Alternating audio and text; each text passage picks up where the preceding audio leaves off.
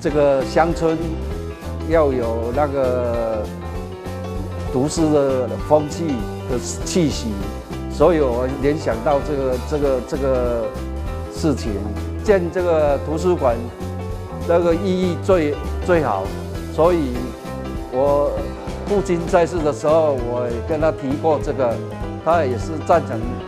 这个想法。我回到家乡，现在常回来，看到需要一个好的图书馆，我就义不容辞的就捐献建造这个图书馆。那这个建筑物当然要呈现那个在地的质感。那我们当初的想法是说，因为白河四周都是连田嘛，那个捐赠者张庆芳先生又是从事远洋渔业，这两件事情连起来，就觉得我们的观念就是连田上的知识方舟，所以设计上好像是一条大船这样子承载着知识的海，航向未来这样子的意念。就是一楼是比较开放给乐龄老人家跟孩子为主，那另外一个开放的这个大阶梯也有这个演讲的功能或是休息阅读的功能。那2楼的空间主要是以青少年为主。那青少年的话，我们都有开北面的大片的窗，那可以把那个白河周围的山景都融进来。设计上面有一个很重要的观念，就是它是省能的。那白天的自然光进来，就可以让这个建筑物的这个采光的这个效能更好。另外就是它像一个回游的那个场所，1楼、2楼、3楼，走到3楼就从3楼这样子慢慢游下来，就是在阅读的同时，又可以同时享受那个知识跟朋友交流的这个乐趣。嘉惠了我们白河地区未来的主人翁，白河国小也好，或者竹门国小，甚至河东国小，当然也可以说是从比方说也嘉惠到了后壁这边，后壁甚至东山都很欢迎到我们图书馆来一起来见证这历史的性的一刻。掌握施政3分钟。台南进步向前冲！大兴营区的好朋友，还有包括全台南市的好朋友，一起来看到这么漂亮的图书馆，这都完全由张庆芳先生他的后人、他的子女来捐资兴建。那总共捐了1亿那这个有这么让我们白河区以及大兴营区有这么好的图书馆，这个图书馆的质与量，里面的这个量体，其实都让我们感到惊艳。台南图书馆都一直在优化中，除了永康总图之外，还有这个张庆芳图书馆，还有南区的图书馆，各区的图书馆都在优化中。其实台南市的图书借阅率在全国来讲已经是数1数2，也是进步最多的。感谢大家都能够有阅读的风气的提倡，那能够不仅对大人、对小孩、对我们学生、对成人都是很好的事情。多阅读就没错。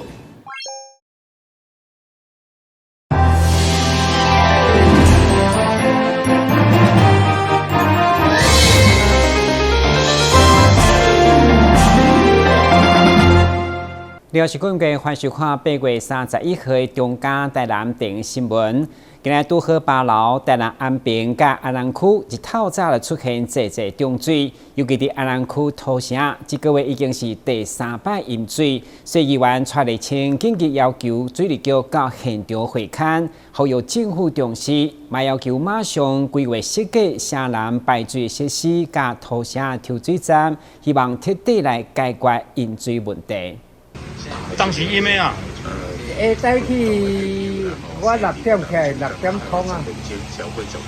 ，6点就开始淹嘛。哎呀，无落雨呢，淹水。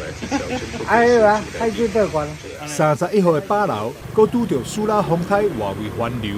使得安南区的城西街再次淹水。市员蔡立青陪同水利局现场会勘时表示，这已经是这个月以来安南区土城第3摆淹水，居民是苦不堪言。进前虽然伫城南路的水沟边增设水闸门以及3台抽水机，但这次确伫咧无落雨情况之下，又原造成淹水。蔡立青表示，海平面逐年清悬，农历6、7月阁拄着8楼，未来海水倒灌引发淹水问题，将会成为季节性的常态淹水。要求政府必须要提拨经费，建设土城抽水站，以解决土城长期以来的淹水问题。古城地区已经是这个月来第3次的淹水了，那这一次还没有遇上下雨，只是海水倒灌，它就造成淹水的现象。那可见现在海平面越来越高，就是只要到了农历6、7月，它就容易造成一个淹水的现象。未来在土城地区的淹水，如果不立即来做这个治水的规划，它会变成一个常态性的现象，对我们的居民生命财产安全都影响非常的大。那我们今天早上已经会同水利局在现场做会勘，那需要做的就是我们城南大排上面的水闸门要做一个固定的水闸门，那需要几亿元的这个治水经费，希望中央政府跟地方政府呢正视我们地方的需求。蔡立青表示，过去土城一直无争取到抽水站经费，使得居民长期生活在淹水噩梦当中。现在海平面清悬，再加上海水倒灌问题，一个月以来拄到3摆淹水，对着居民的环境财产造成正大冲击。希望政府要优先对着淹水户经费补助、补贴家户损失，并规划土城治水计划，给生活环境条件无好的土城居民实际帮助。记者张锡维采访报道。今日秋天嘛是文旦的产季，台南为了推广优质的麻豆文旦，加上拄好农历7月普渡时间，麻豆农会特别办理感谢节，提倡以文旦油作为贡品来祭拜好兄弟，有保佑保平安的意思。其中有一天嘛表示，不管是大果还是小果，用来拜拜还是中秋送礼，麻豆所出产的文旦就是品质保证。今年台南文旦有果收成面积大约1000多公顷，产量24000多吨，已经是全国上大上济。其中麻豆就是台南上大的产区。为了宣传，距离中秋也有1个月销售期，龙桥甲麻豆农会展开一系列行销甲展售活动。8月30号，拄好是中元普渡，嘛提倡用文旦油祭拜好兄弟，就是保佑保平安。加上今年文旦比赛各项评鉴成绩出炉，其中有一条成强州第1名的农民郭玉辉甲郭李春梅，局长嘛欢迎大家到市府网站查询20位得奖者的资讯。现在是9月16、17来到中野艺文中心采讲，伫中秋送礼自用拢适合。文旦比赛产生者有20几个得奖者农民的相关的电话啦，免采讲资讯资料，有哪有放伫咱的网站顶悬咯。我想吼，咱这好朋友，你有为家己食，还是要送亲戚好朋友的？除了讲咱伫网站甲这采讲以外，嘛会当利用9月16、17来到咱中央艺文中心来现场买。我想这上界青的，上界好食。为了宣传麻豆农会所出产的文旦以及各种相关系列产品，甲送礼好选择。今年1度的麻豆文旦节，今年9月16、17两天，将伫中野艺文中心登场，以市集展示为主题，欢迎大家好康到小报。那我们也感谢我们农粮署，也感谢农改场，积极帮忙研发新的文旦制品，这样子能够让文旦的周边的这个产值附加价值能够大幅提高，可以让很多好朋友1年4季都看得到麻豆文旦的相关制品，从柚花到文旦到文旦的制品，这个一系列的这个制品都可以彰显麻豆文旦的魅力。也希望大家一起来9月16、17一起来到总业艺文中心参加我们麻豆文旦节。今日新闻军集采访报道。林安桥将伫9月2号丰坪旧桥进行改道，到时桥两边的便桥嘛将正式启用。为了降低对交通的冲击，干务局伫旧桥拆除甲新桥改建期间，会安排2到规工24点钟指挥交通，嘛请民众经过便桥的时，依照指示放慢车速来通行。车流量相当大的林安桥，因为结构牢固，9月2号上午8点就将丰坪旧桥改道，到时两边所起好的便桥替代道路嘛将正式启用，维持上北、落南拢有3个车道通行。干部局表示，铁道改建期间，规工24点钟拢移交指挥交通，限速40公里，请驾驶小心慢慢来开。要特别注意的时候，是因为我们在改道的过程中，为了配合旧桥的拆除还有施工的过程我们会禁止中华西路北上的部分禁止左转安平路跟建平16街。那中华西路南下的部分我们也禁止左转府前1街。那府前1街的部分我们东侧的部分它只能右转上我们的钢便桥，它与中华西路这个路口是封闭不能通过的。那公务局已经设置了相关的一些警示措施，还有引导牌面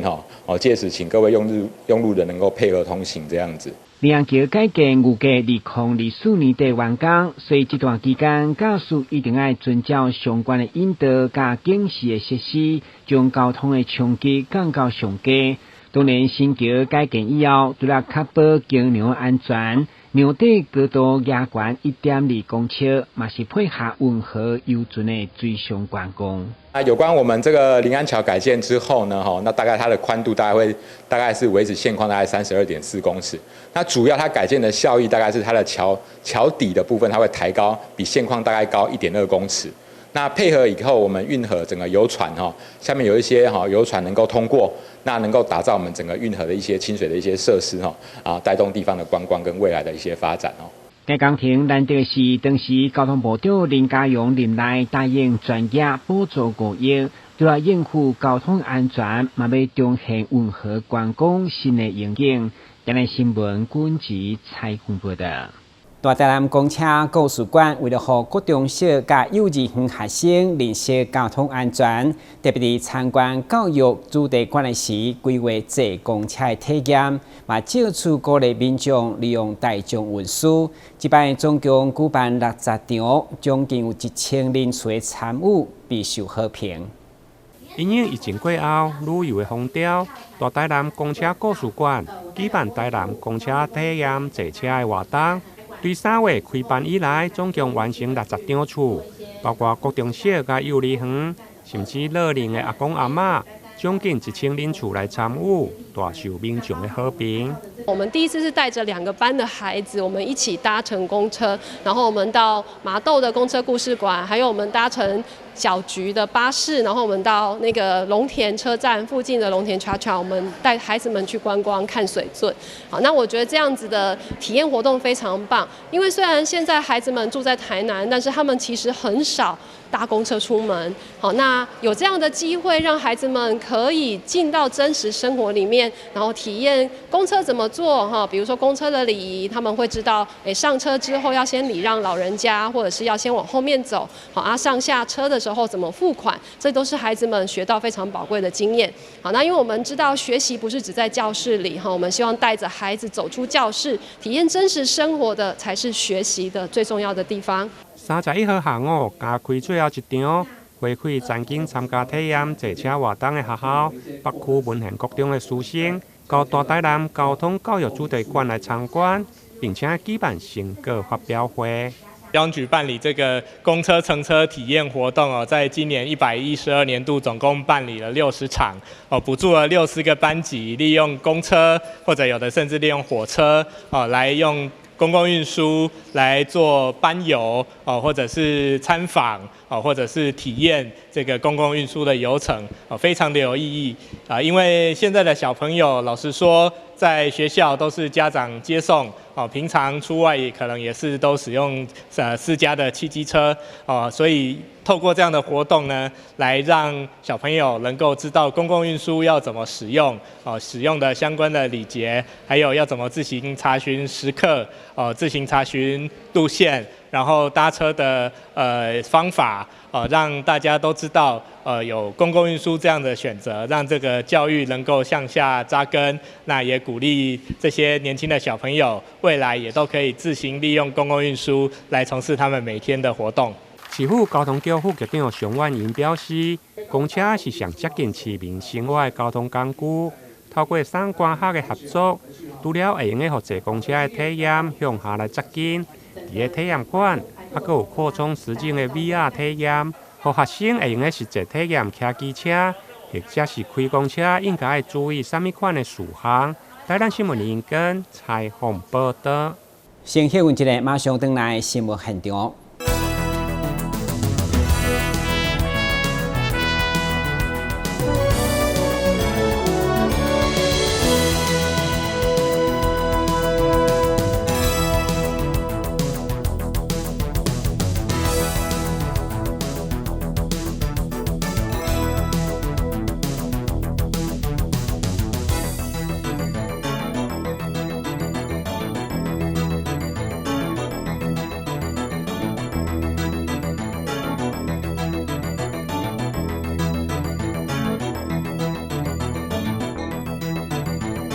正通罗里门新木庙甲市府民政局所举办的元老联谊，去300多位未婚男女报名参加，除了规划各种趣味的联谊活动，更结合庙宇办桌文化，设开将近40桌，大家欢喜食道的气氛，参就是参加喜宴同款。恋在鹿耳门月老千良园联谊 Party， 20号伫新母庙登场。来自全国各地360位未婚男女，伫遮互相联谊，希望找到心仪的另外一半。为了增进双方的认识，主办单位也规划一系列趣味活动，活络现场的气氛。新母庙来响应我们台南市政府来办这个未婚联谊安尼。因为今年这大家有360名，就是庙山呢，甚至阮庙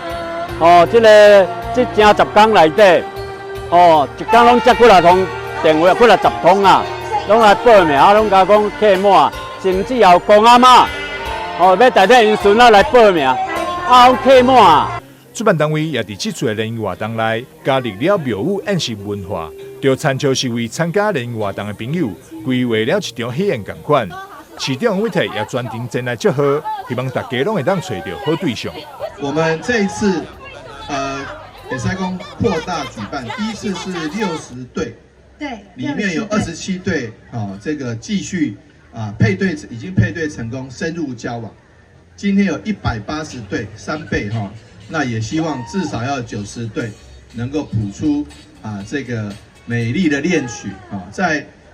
在妈祖娘娘以及那的月老神君见证之下，能够开花结果。民政局长蒋玲煌看到现场活动热烈，经宣布加码，在这场联谊第一对登记结婚的就送黄金，当金加码，就是希望会当催增国家的生育率。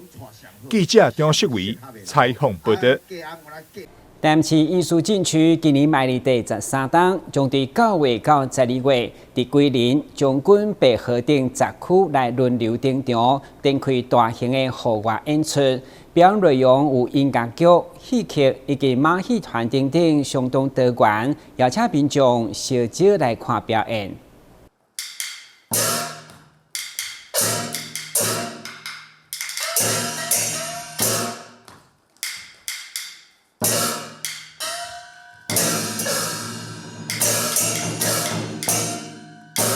一年一度艺术禁区将伫9月3号登场。活动场次规划伫桂林、永康、盐水、马斗、善化、安定、将军、南西、新市、白河共10区，要将强调表演搬到户外，充实各区的文化体验。我们也希望这样的行动能够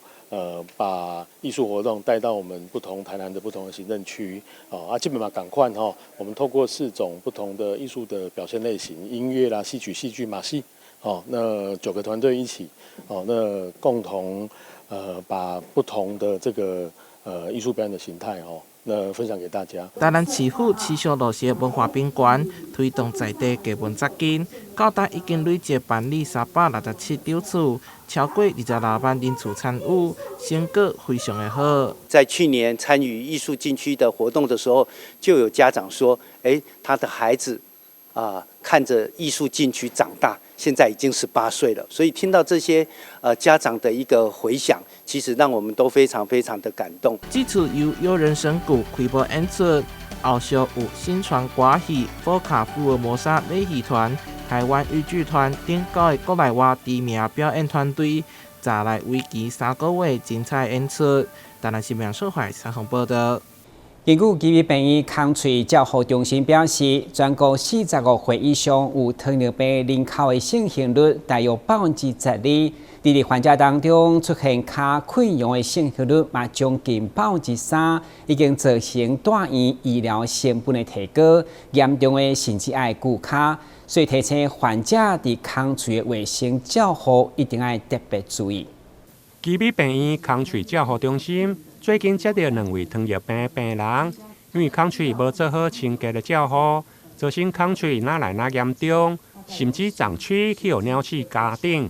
医师表示，糖尿病引起的脚部溃烂，造成原因包括有神经的病变、血管、甲感染等，造成皮肤的触觉较无敏感，循环嘛无好。糖尿病的病人其实伤口特别难好，只有几个原因啦。第一个原因是糖尿病会影响病人的神经，所以病人比如说在脚上伤口，他如果因为受压或者因为受伤，其实病人自己都不知道，所以持续恶化的话，病人都不晓得，才会造成伤口会很难照顾。那其次是也会影响病人的血管，所以如果病人的下肢的血管不好的话，那伤口就会很难愈合。那没有那个营养供应的话，伤口本身就长不起来，那因此这些伤口就会变得非常的难愈合。基督病院康翠照护中心因应慢性甲困难康翠的照护，依照2019年国际提出的康翠卫生概念，在2020年提出康翠卫生的4个步骤，对清洁、清创、冲洗、到敷料的覆盖，并且公布发表在国际的期刊，强调康翠的清洁甲抗菌的重要性。针对糖尿病病毒已经产生伤口的这个部分，我们一再的强调，就是说，你一旦发现有伤口，一旦就是先就医，那可以到整形外科的或者有伤口的照护的门诊，来寻求一个伤口的一个评估。那以这2个病人来讲，他们最大的问题就是在于伤口没有紧急的就医处理。再来第2个就是他们没有紧急就医处理的情况之下，在居家里面也没有好好的做一个照顾。比如说我们今天要讲的重点就是在于伤口的卫生的这个部分，那我们会着重在一个伤口的一个清洁的一个照护。那你清洁没有做好的话，就会像我们今天这2个案例，它的伤口就是会持续的一个溃烂以及恶化。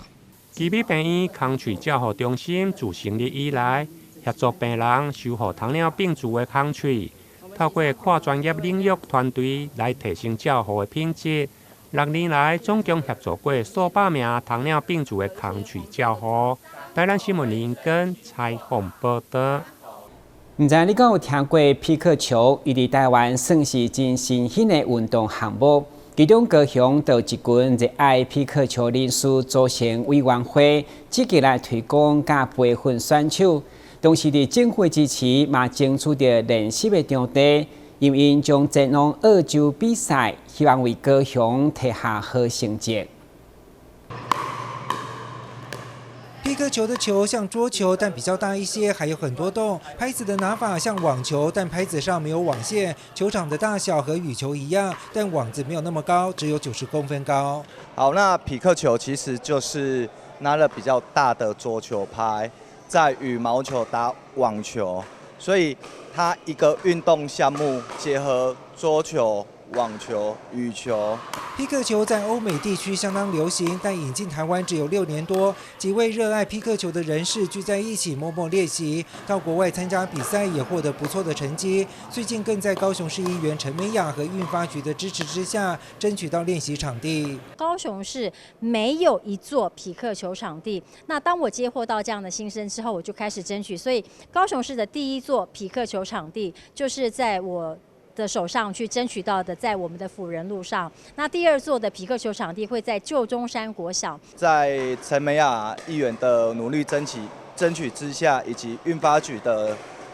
支持，那我们目前高雄市在辅仁路球场有7面的场地，那在鼓山球场最近又有新盖了3面场地，所以高雄市目前在匹克球这项运动是全台资源最多的一个城市。高雄委员会来说，就是我们算是全台湾含金量最高的。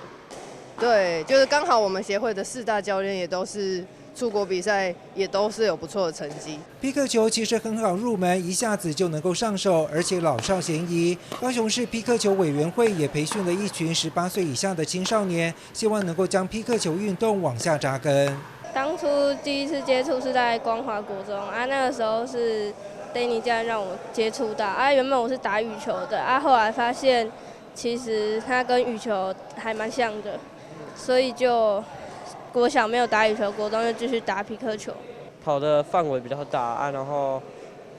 打球的方式也不一样。当然是身高高，一定优势占的比较多啊，因为你的，对，也我还好啦，还有比我更高的。 对啊，在国外来讲的话，我觉得这一颗球呢，就带着我去环游世界，然后看各种不同的比赛，还有跟很多人做交